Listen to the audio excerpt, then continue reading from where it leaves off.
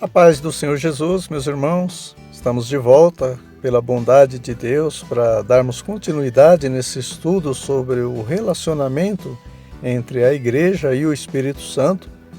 Hoje nós vamos refletir na lição de número 7, que vai falar sobre os 3 últimos dons daquela lista de Paulo no capítulo 12 de 1 aos Coríntios. Por uma questão didática, para facilitar o estudo, os teólogos dividiram essa lista em 3 partes. Só relembrando, a primeira foi os dons de revelação, a palavra da sabedoria, da ciência e o discernimento de espíritos. A segunda, os de poder, que vimos na semana passada, a fé, a cura e operação de maravilhas.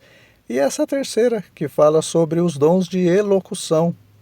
Elocução está relacionado à eloquência, a habilidade em expressar com palavras aquilo que está na nossa mente ou no nosso espírito. Nesse caso, de expor aquilo que Deus nos inspira ou nos revela através das profecias, da variedade de línguas e a interpretação de línguas. O texto de referência para essa lição é o capítulo 14 dessa primeira carta aos Coríntios, versículos do 26 ao 31. Diz assim o texto: Que fareis, pois, irmãos?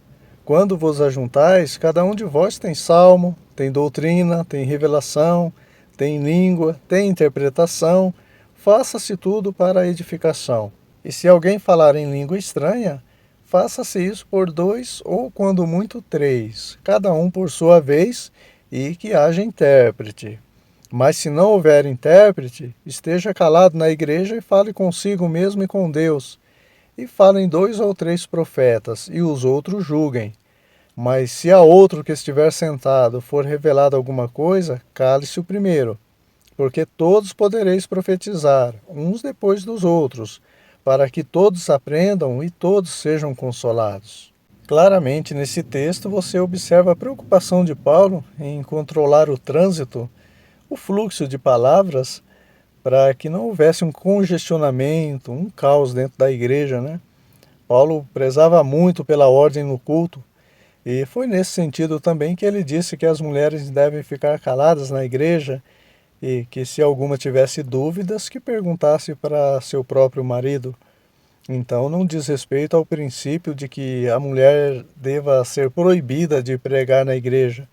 O que acontece é que nos cultos daquela época, as mulheres agiam como se fosse uma escola dominical, onde se faz perguntas, se expõe suas opiniões, e culto é culto. Não se deve fazer perguntas a fim de que não se perca o foco, que todos aprendam e sejam consolados.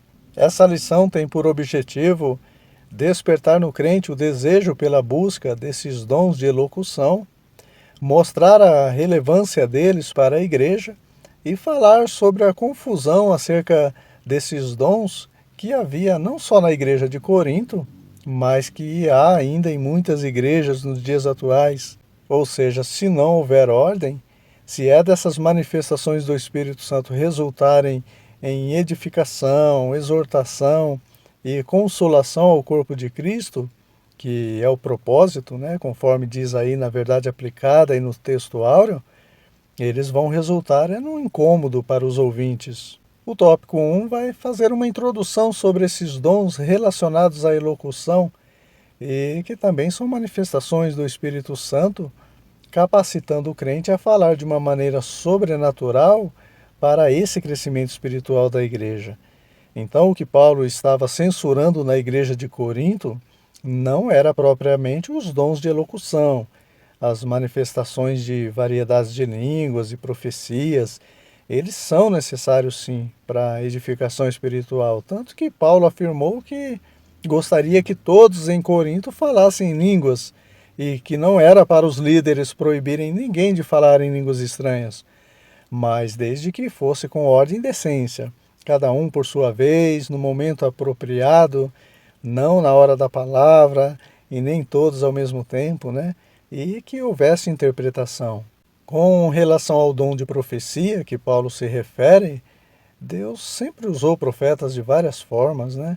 no ministério profético, como os chamados profetas maiores e menores. Deus usava profetas também através de operações de maravilhas, como no caso de Elias e Eliseu, também no ministério do ensino, juntamente com os apóstolos, pastores, doutores e mestres.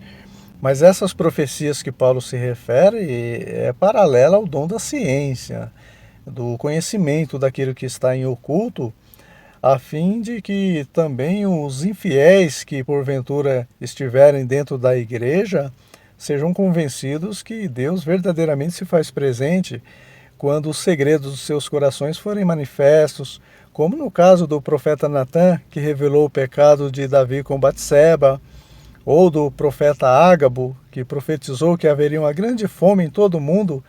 Todos se precaveram, houve realmente aquela fome e a igreja foi edificada. Também o mesmo profeta Ágabo tomou o cinto de Paulo, se amarrou com ele e disse que o dono do cinto sofreria isso em Jerusalém, e isso também se cumpriu.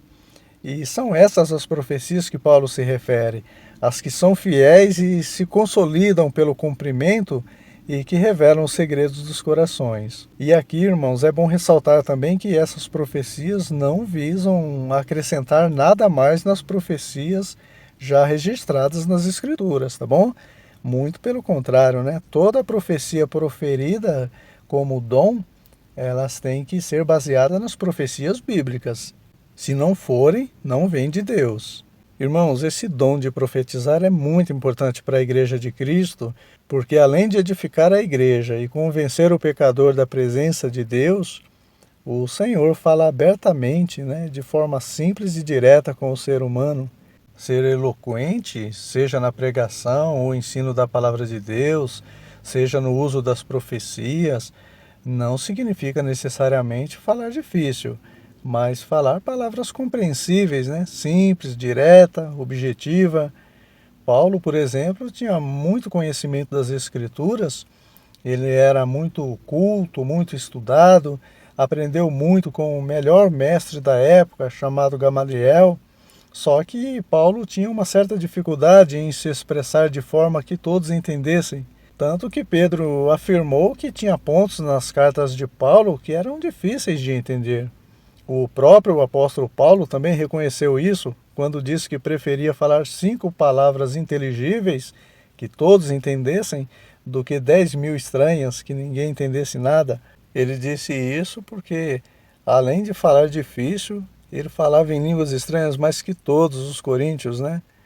Irmãos, o propósito de Deus nunca foi dificultar a compreensão dos ouvintes, mas facilitar, né? A única exceção é a daqueles fariseus hipócritas que Jesus falava por parábolas para que eles não entendessem, porque as motivações de seus corações eram outras. Mas isso não vem ao caso. O propósito de Deus sempre foi facilitar a compreensão para aqueles que têm o coração aberto para entender a palavra de Deus. Claro que Paulo também não falava difícil propositalmente, para mostrar que era culto, como alguns que procuram palavras difíceis no dicionário para mostrar que sabe, né?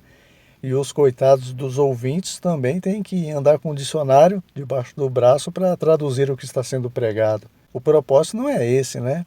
Tanto que Deus complica, entre aspas, através das línguas estranhas, mas explica através das interpretações. Era hábito de Paulo falar dessa forma, né? Irmãos, quando uma pessoa é acostumada a pronunciar palavras difíceis, para essa pessoa que está falando, dá a impressão que todos os que estão ouvindo estão entendendo, porque ele próprio está entendendo. E não é assim, né? Nem todos os ouvintes são estudados. Então a gente precisa tomar cuidado para falar do Evangelho da maneira mais simples possível, que tanto o intelectual, o magistrado, o bacharel, tanto que esses entendam, e também o indouto, aquele que não tem nenhum ensino fundamental, né? Até as crianças, irmãos, precisam entender a palavra de Deus como ela é, só que nesse caso o Senhor capacita pessoas para esse fim também, até porque seria incoerente eu pregar a palavra onde a maioria é adulto com uma linguagem que as crianças entendam. Mas na profecia, na pregação da palavra, Deus se preocupa que o ser humano entenda a sua vontade. Por isso que Paulo diz que devemos buscar os melhores dons, principalmente o de profetizar, porque na profecia Deus fala de acordo com o que a pessoa que está recebendo entenda. Então, irmão, ser eloquente não é se expressar com vocabulário difícil de se entender. E como se não bastasse o uso incorreto desses dons, em muitas igrejas ainda tem aqueles que, sem temor algum, usam de engano com falsas manifestações. Daí a necessidade de julgar as profecias se estão de acordo com a palavra de Deus, porque, segundo o apóstolo João, muitos falsos profetas se têm levantado. Então, profecia e palavra de Deus devem estar alinhadas, né? Falando a mesma língua, porque o mesmo Espírito que inspirou os escritores bíblicos é quem inspira os profetas a profetizarem, e ele nunca vai entrar em contradição. E a igreja, irmãos, não deve tolerar falsas profecias e desordem no uso dos dons, né? Mas para isso ela precisa ser doutrinada. Só que, infelizmente, você observa os cultos de doutrina e escola bíblica dominical vazios. Aí fica aquele jogo de empurra-empurra. A pessoa não vem para os cultos de ensino com o argumento de que o pastor ou o professor não tem preparo, e o pastor e o professor argumentam que não se prepara porque o povo não vem, que vai pregar para as paredes, né? Então uns dizem, né? Como ouviremos se não há quem pregue? E o outro diz, como pregaremos se não há quem ouve? E com isso, o diabo é que fica ao derredor aplaudindo porque ninguém cresce. Irmãos, um erro não justifica o outro, né? Aquele que tem o dom de ensinar, ele deve se dedicar ao preparo do ensino, e aquele que não tem deve se dedicar em aprender com aquele que tem. Então não basta ter os dons espirituais, é necessário aprender como usá-los. E o aprendizado se adquire nos cultos de ensinamentos e na escola bíblica dominical. Assim todo o corpo crescerá, né? Não será enganado pelas falsas profecias e fará uso correto dos dons espirituais. Vamos agora para o tópico 2, que vai falar sobre a variedade de línguas. Há muitas dúvidas acerca desse dom, inclusive entre os estudiosos das Escrituras, mas ele leva esse nome simplesmente por abranger várias manifestações de línguas, né? Agora, irmãos, imagine uma igreja que está começando na caminhada por volta do ano 56 depois de Cristo e que vieram do mundo, como a igreja de Corinto, que era grega. Imagina a dificuldade dessa igreja em se adaptar com algo tão espiritual e recente como aqueles dons. Por isso que Paulo passava para aquela igreja as diretrizes sobre esse dom de variedades de língua, com a finalidade que houvesse organização nos cultos, com muita dureza, mas também com amor no coração, com paciência.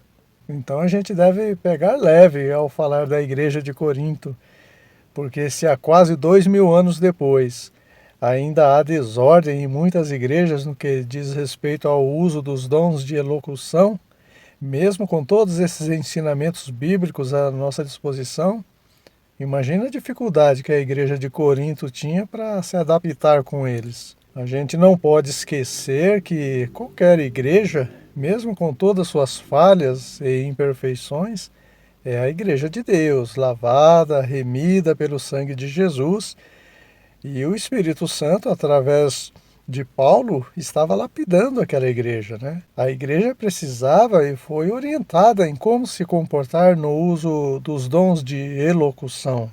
Lá no livro do Apocalipse você vê o Senhor repreendendo duramente a igreja de Laodiceia também, mas o pastor daquela igreja, com todos seus defeitos, ele estava também à destra de Deus, assim como o de Filadélfia, que foi o mais elogiado, né? Porque o Senhor repreende e castiga a todos quanto ele ama. Por isso que Paulo disse, sejam meus imitadores como eu de Cristo. O Senhor repreende com amor, eu também repreendo com amor. E no capítulo 13 dessa mesma carta de Paulo aos Coríntios, ele enfatiza a necessidade desse amor na igreja. Voltando para a variedade de línguas, esse dom leva esse nome porque diz respeito a várias manifestações diferentes, né? Só que em todos os casos, O propósito sempre foi a edificação mútua, conjunta, né? E nunca individual. Por exemplo, as línguas que os discípulos falaram no Pentecostes visavam alcançar os estrangeiros presentes, né? Por isso eram estranhas para os discípulos, mas não eram estranhas para os ouvintes de várias nacionalidades que haviam ali. É a chamada xenolalia, né? E isso apesar dos discípulos nunca terem estudado aqueles idiomas, porque o Deus que confundiu os idiomas do povo no episódio da Torre de Babel era quem estava inspirando os discípulos a falarem ali no Pentecostes. Em outras palavras, eles estavam sendo eloquentes, porque os ouvintes entendiam o que eles falavam. Já no caso das línguas estranhas de 1 aos Coríntios 12, ninguém entendia nada, nem os que pronunciavam, nem os que ouviam, porque eram linguagens celestiais, a glossolalia, né? Nesse caso, apenas os que eram dotados desse dom eram edificados, mesmo sem entender o que estavam falando, né? Daí a necessidade do dom de interpretação de línguas, a fim de que os demais também fossem edificados. E aqui cabe uma observação importante, irmãos, que inclusive está aí no item. Nem todos ali que foram batizados com o Espírito Santo exerciam o ministério contínuo de falar em línguas estranhas, né? Prova disso é que Paulo afirmou que desejava que todos falassem em línguas estranhas. Claro, cada um por sua vez, mas isso comprova que nem todos tinham o dom de falar em línguas estranhas. Acontece muito da pessoa ser batizada com o Espírito Santo, falar em línguas uma ou outra vez e não falar mais, porque ela não tem esse dom. Dom de línguas tem aquele que fala constantemente, mas com certeza esse crente tem outro dom e deve ser exercido. Irmãos, nem todos os membros de um corpo têm a mesma função, mas todos devem exercer suas funções, porque o corpo depende de todos eles. E não é contradição quando o comentarista diz que o dom de variedade de línguas serve para a edificação do crente. O que ele está dizendo é que há a necessidade da edificação individual também. O crente não deve se preocupar só em edificar os outros, mas ser edificado também. Quando Paulo diz que não devemos atentar para o que é nosso, mas para o que é dos outros, o contexto ali é outro. Não diz respeito à edificação espiritual, mas a um cuidado material. Para contribuir com a edificação espiritual de alguém, eu preciso primeiro estar com a minha vida espiritual edificada. Pode um morto sustentar um vivo? Mas nem na igreja de Sardes, né? O anjo da igreja de Sardes era um morto-vivo, mas Jesus disse que ele deveria se arrepender dos seus erros, né? E assim ele seria reavivado e confirmaria os que estavam prestes a morrer. Isso está lá no capítulo 3 do livro do Apocalipse. E nessa mesma linha, Paulo diz para Timóteo também, tem cuidado de ti mesmo. Ou seja, cuida dos outros, mas não se esqueça de cuidar de você, Timóteo. Os irmãos já viram quando uma mãe está dando comida para o filho e de vez em quando ela come um pouquinho também? Pois é, né? Muitos pastores chegam até a entrar em depressão de tanta preocupação com a saúde espiritual da igreja, sem se preocupar com a sua própria saúde. Elias estava assim, né? Ele estava com depressão, pedindo a morte, depois de ser usado tanto por Deus no seu ministério. Só que ele tinha que preparar Eliseu, mas desse jeito, pedindo a morte, não tinha como. Então o anjo do Senhor apareceu para ele e apresentou 2 vezes pão e água. Olha, Elias, come, depois você repete, porque você precisa prosseguir. Muito longo é o seu caminho e você tem que estar vivinho para preparar o Eliseu. Por isso, irmãos, que o crente que tem o dom de línguas é edificado primeiro, né? Para depois os demais serem edificados através da interpretação das línguas. O próprio Elias ordenou que uma viúva alimentasse primeiro ele, para depois alimentar ela mesma e seu filho. O homem de Deus tinha que estar bem para edificar a vida daquela mulher com a farinha na panela e o azeite na botija. E Deus dotou alguns com esse dom justamente para declarar, para revelar para a igreja os significados das palavras pronunciadas pelo profeta em outras línguas, conforme diz aí o tópico 3, né? Ou seja, É uma obra do Espírito Santo. Foi ele quem dotou os crentes com esses dons. Irmãos, do mesmo jeito que os que falam em línguas falam de acordo com o que concede o Espírito Santo, aquele que interpreta também interpreta de acordo com o que o Espírito Santo concede. Então não adianta querer sair por aí interpretando línguas estranhas se não for de Deus, como muitos fazem com relação aos sonhos, né? Conta o sonho que eu interpreto. Então diz você o que eu sonhei, aí você interpreta, já que você é interpretador de sonhos. Teve um rei que fez isso, né? Desafiou os interpretadores de sonhos. Irmãos, interpretação não é achismo, né? E nem se aprende em escola teológica. É uma obra do Espírito Santo. Não está na mente humana, na razão, não é algo racional. Você não pensa antes de falar porque você não conhece de antemão o que vai falar. É no abrir da boca, de acordo com o que o Espírito Santo concede naquele momento. Tanto o falar em variedades de línguas, quanto a interpretação das línguas está no espírito do homem, né? O mesmo Espírito Santo que comunica com o nosso espírito que somos filhos de Deus, comunica com o nosso espírito humano também as línguas estranhas e suas interpretações.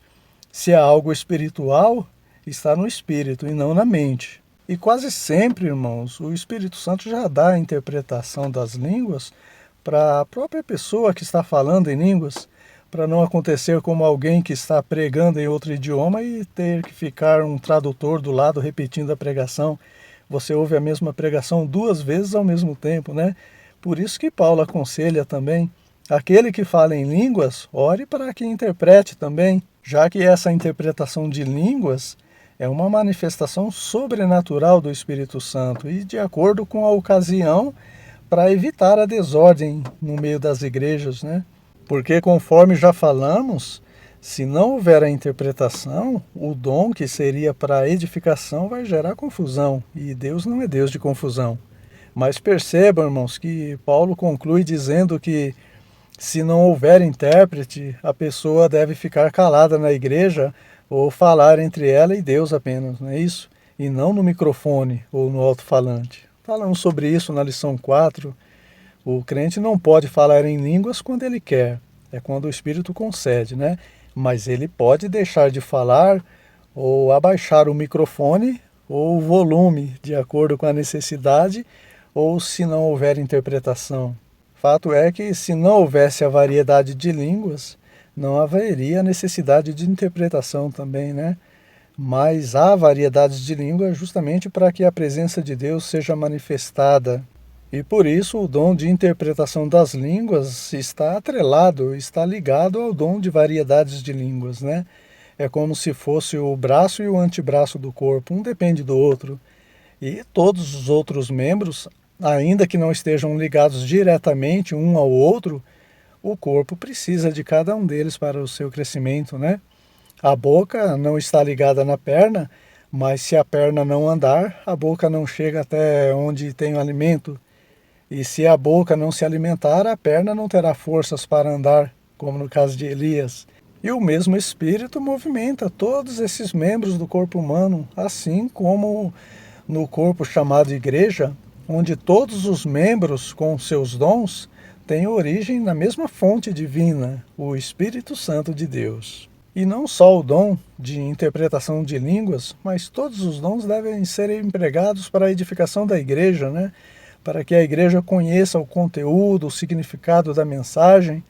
Como que o indouto vai dizer amém, assim seja, se ele não entender o que está sendo dito, né? Dizer amém para o que não entende, irmãos, seria o mesmo que assinar um documento sem saber ler. O risco é grande. Então nunca diga amém se você não está prestando atenção ou não entende o que está sendo pregado. Amém, meus irmãos? Na próxima semana, querendo Deus, estaremos de volta para meditarmos na lição de número 8, que vai falar sobre a capacitação que Deus nos concede para servirmos uns aos outros. Tenho certeza que também será uma bênção para o nosso crescimento espiritual e para a glória de Deus. E eu conto com vocês para mais essa lição. Deus abençoe a todos, tenham uma ótima aula na EBD da sua igreja e até a próxima semana, se Deus quiser.